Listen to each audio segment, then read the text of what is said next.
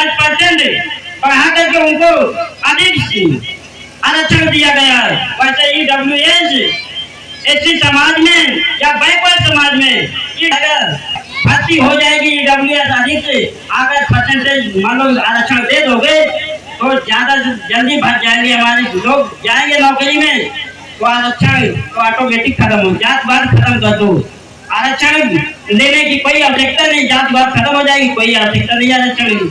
तो भाई भीम आदमी की पकड़े चंद्रशेखर आजाद जो संघर्ष कर रहे हैं उनके हाथों को मजबूत करने का काम कीजिए।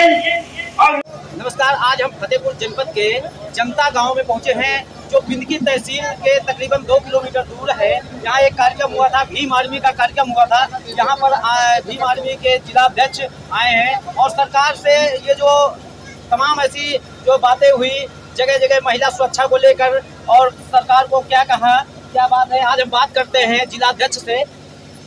जो सरकार जो है ये अयोध्या कांड हुआ है सफाई कर्मी को लेकर, इस पे आप क्या कहेंगे?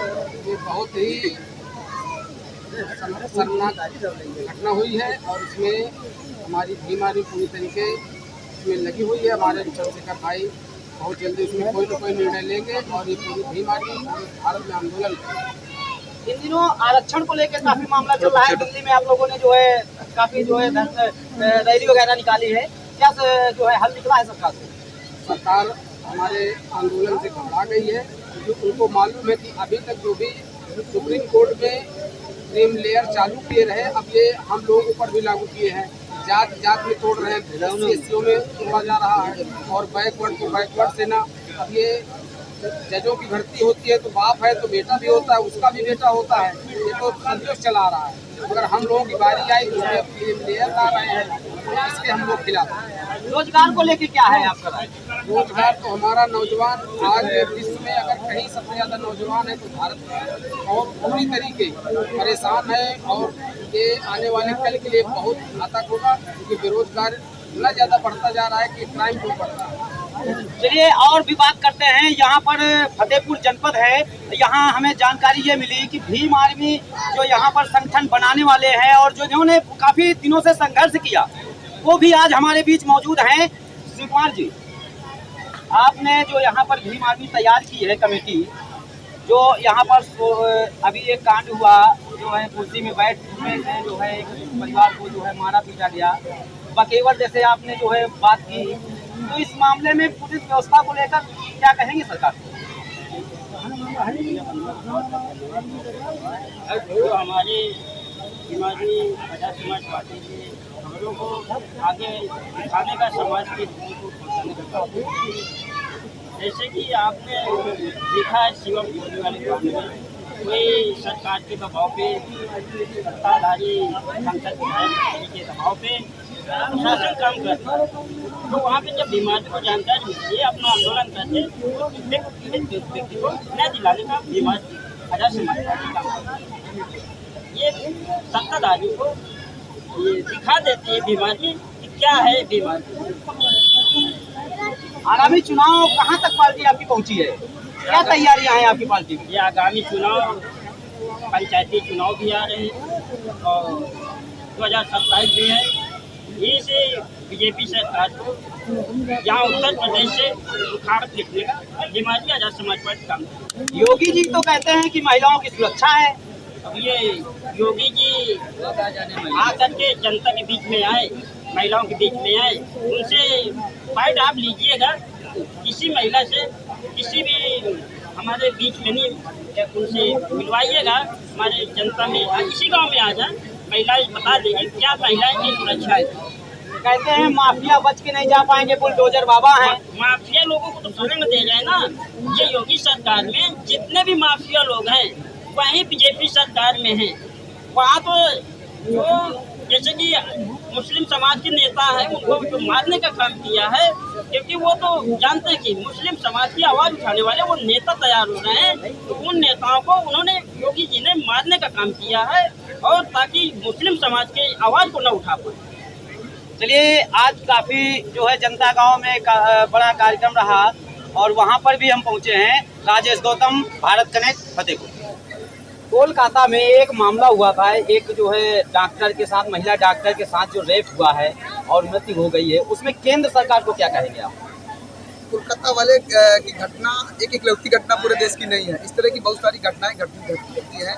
एक्चुअली में है क्या कि जो बीजेपी गवर्नमेंट है ना, वहाँ पर बीजेपी जो शासित राज्य नहीं है, वहाँ पर छोटी छोटी घटना को बड़ा करके दिखाते हैं। हम बंगाल की बात क्यों करें? क्योंकि ममता बनर्जी की पास सरकार है, तो वो अपराध नहीं होता, अपराध किसी भी स्टेट का हो। स्टेट अपराध छोटा बड़ा नहीं होता, अपराध बड़ा ही होता है, वो किसी भी स्टेट का हो। तो वो घटना वहाँ नहीं घटनी चाहिए थी, लेकिन जिस तरह से उसको तूल दिया गया और पूरे देश में उसका आंदोलन चलाया गया, तो मैं कहता हूँ जो लोग आंदोलन चला रहे थे, जितने प्रदेशों में भाजपा गवर्नमेंट सरकार है, क्या उन स्टेटों में इस लेवल से बड़े बड़े अपराध नहीं हो रहे हैं? और अगर उससे बड़ा अपराध हमारे अयोध्या कांड में हुआ, जैसे भाई हमारे अध्यक्ष जी ने बताया है कि एक महिला, एक बिटिया जो मंदिर की सेवा कर रही है, वो सुरक्षित नहीं है, तो आप कैसे कल्पना कर सकते हो कि हॉस्पिटल में रहने वाली बिटिया कैसे सुरक्षित हो सकती है? हॉस्पिटल में रहने वाली बिटिया कैसे सुरक्षित हो सकती है? तो ये चीज को समझना पड़ेगा। अपराध केवल बंगाल में नहीं हो रहा, अपराध समूचे देश में हो रहा है, और जहाँ जहाँ इनकी सरकार है वहाँ हो रहा है।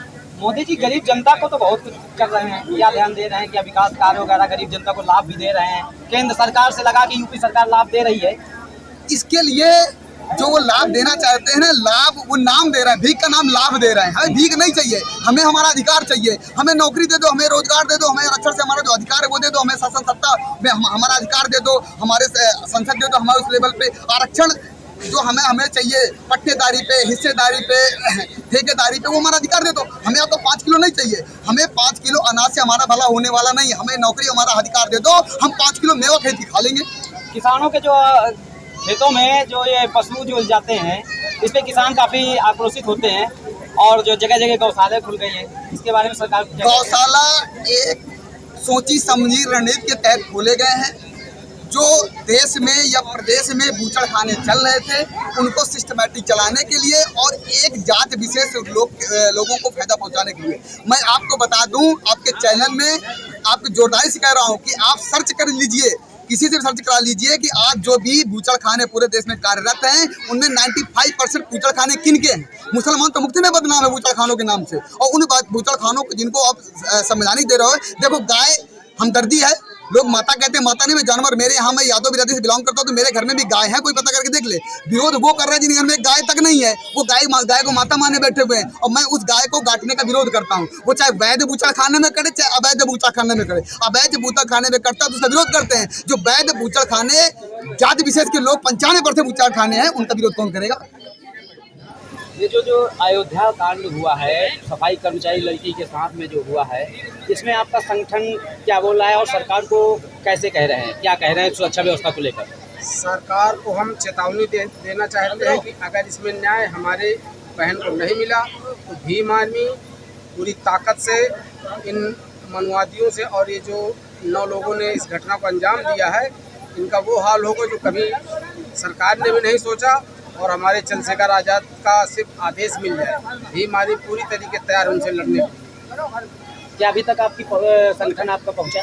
संगठन हमारा पूरी तरीके वहाँ गया भी है, और उधर भाई को जानकारी है। भाई अभी दौड़े में है, महाराष्ट्र में भी अभी लौट के आए हैं, और बहुत जल्दी भाई का आदेश जारी होगा। जैसे बिहार में 80 घर का मामला आया है, एक अग्निकांड का मामला सामने आया है, इसमें सरकार को सुरक्षा व्यवस्था को लेकर क्या कहेंगे? सरकार हमारी बहुत लापरवाह। पूरी भारत में जितनी भी सरकारें चल रही हैं, कहीं भी ठीक नहीं चल रहा। हर जगह दलितों को ही टारगेट किया जा रहा है, और मुसलमानों को भी टारगेट किया जा रहा है, और बैकवर्ड को भी टारगेट किया जा रहा है। इसलिए अब भीम आर्मी पूरी तरीके अपने घरों से निकल चुकी है, और हमको जितने भी दलित और बैकवर्ड हैं, उनसे हमको हर घर से एक लड़का चाहिए भीम आर्मी में, और हम फिर उनसे सब निपट लेंगे। हमको किसी भी तरह हम लड़ने के लिए तैयार हैं। आगे आगामी आने वाले चुनाव में क्या तैयारी है? भीम आर्मी पूरी ताकत से हर चुनाव, छोटे से बड़े चुनाव में अपने प्रत्याशी उतारेगी। जो लोग अभी से मेहनत कर रहे हैं, उन्हीं में से कोई प्रत्याशी होगा, कोई आपका पैरा शोर से चुनाव नहीं लड़ेगा। सरकार के प्रशासन और व्यवस्था को क्या कहेंगे? व्यवस्था बहुत ही खराब है, जिससे पब्लिक बहुत परेशान है।